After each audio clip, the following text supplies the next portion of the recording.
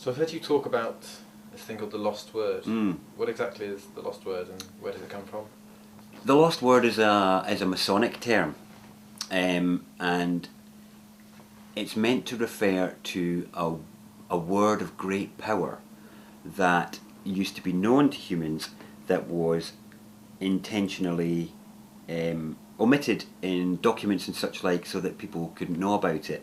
In Masonic circles they refer to it as the Grand Omnific Word, and apparently it was the word which gave the user the ability to perform miracles and to do all sorts. So Moses was apparently imbued with the power of the lost word. It was meant to be the word of Abraham, the word of Moses, even the word of Jesus Christ. And either Masonic or Judaic tradition decided this word was too powerful for people to know, and to be written down. So they decided to use a substitute word. And the substitute word was then used carte blanche until the point came when nobody could remember what the word actually was. And that was at the moment it became lost, as it were. Now, in modern Masonic writing, it tends to be poo-pooed as being a non-existent thing, as being fantastical or a myth and all this sort of stuff. But modern Masonry is just the merest shadow of what Masonry used to be and what it really is about. These days it's a lot of men in funny hats and funny outfits performing rituals. It's like a little boys club, which happened from about the early 1700s when the Masons were asked to expose their membership list. Now, the interesting thing about the Masons is that at each initiation, I'm not a Mason, I have to say, well, not one of those Masons, I'm a different type of Mason. What's interesting is that at each initiation, which is each rising up the ranks, so they have the degrees, don't they? You have your degrees of Masonry. 33 degrees. 33 degrees. In the ancient Scottish Rite, 33 yes. degrees, exactly. Now, what would happen at each initiation is you would be given a new word, a new password. Now, they thought it was just a password, but actually they were meant to be originally words of power, words which were different from other words. So if you remember earlier I was talking about we would use words to refer to things. Well, by using words which refer to particular things, you can align with particular powers or particular essences in the universe. And the lost word was meant to be the original and first and most powerful name for God. And it became lost. So that is in a nutshell. So I suppose you could say the lost word is the original and first name for what we now call God. What relevance does it have nowadays? Good question. Modern Masons will write about how nonsense it is, and it has no relevance. It has enormous significance because if you think about the problems that humanity has, let's look at the West before we even look anywhere else. And I'm talking about a dividing line down the middle of the world. So let's just divide a line through the Middle East and say you've got West and you've got East. So in the West, the major religions that are well known are Judaism, Christianity and Islam. This lot have all been kicking 7 shades of crap out of each other for as long as anybody can remember. They've been slaughtering each other, brutalising each other, crusading against each other, ostracising each other, and doing everything they can to point out how different they are from each other. All of these groups have the same root. They all believe that they're the children of Abraham. They all agree with and stand under the Old Testament, and they're all basically from the same religious roots. I suppose then I'm naturally going to end up having to elaborate on why that's relevant to what you asked me, and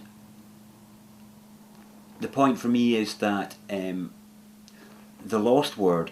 Well, let's look at the word God for a moment. So the word God at the moment is a word in a language called English for the ideology of the creator and the created, for everything, for both God transcendent and God immanent. There's just the one word, and that is God.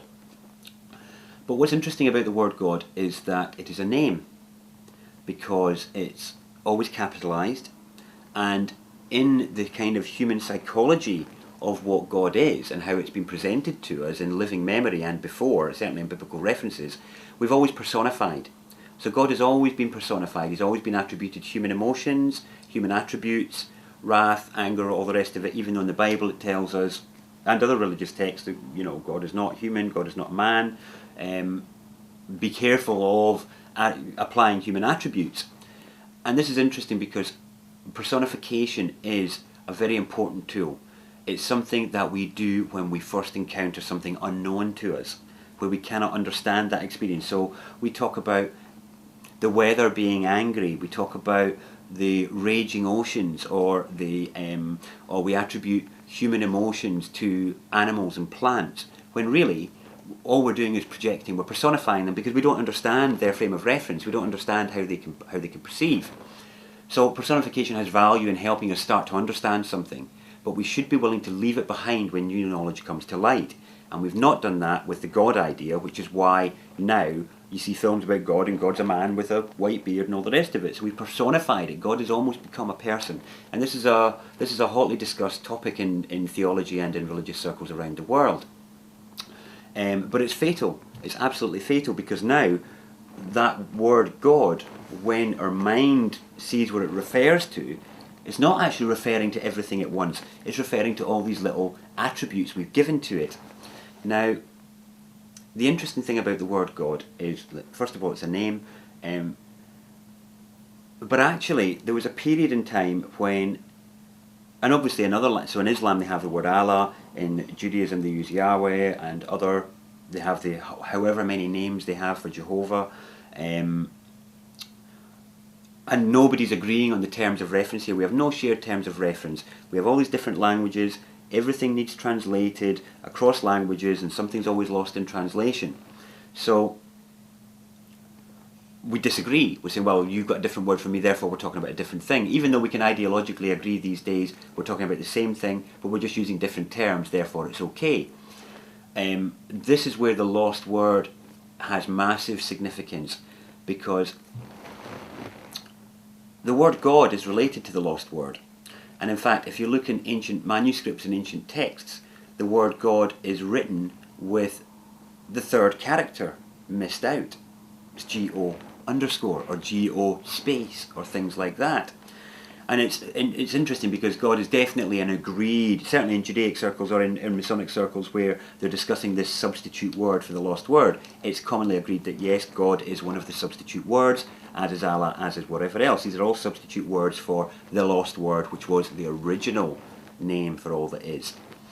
What's interesting though is that the word God is almost right for the lost word. It's almost right. It's 2/3 correct, just like that G-O underscore states. It's actually 66.6% recurring correct. Now, it's a funny number, that, isn't it? Now, obviously, I'm putting in the decimal point, and I'm putting in the recurring, and I'm putting in the percentage, but really we're looking at the number 666 here. Now, what's also a curiosity is that just happens to be the percentage accuracy of his name. So it's the number of his name. Now, interestingly, obviously, that means that the letter D is wrong in this context. So we could say it's wrong, or it's an error. We could even go so far as to say that the effects of it are so bad that it's evil in this respect. So I like to refer to it as the D evil, or as some people might call it, the devil, basically. Now, what I find interesting is that when I was talking about the first word earlier, and we were talking about the first word as being gu, actually gu is also the lost word. And what is lost is not the fact that we didn't know this word, but what was lost is our ability to refer it to the correct subject matter. And actually gu correctly refers to everything at the same time. It is the first and the original and the most powerful term we have for everything. But it's not a name. It's pre-linguistic.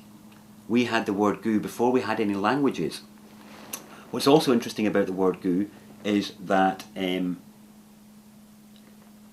it's not just our tribal first word, it's our first word in this life. So if we look in the Bible, in the beginning was the Word, and the Word was. So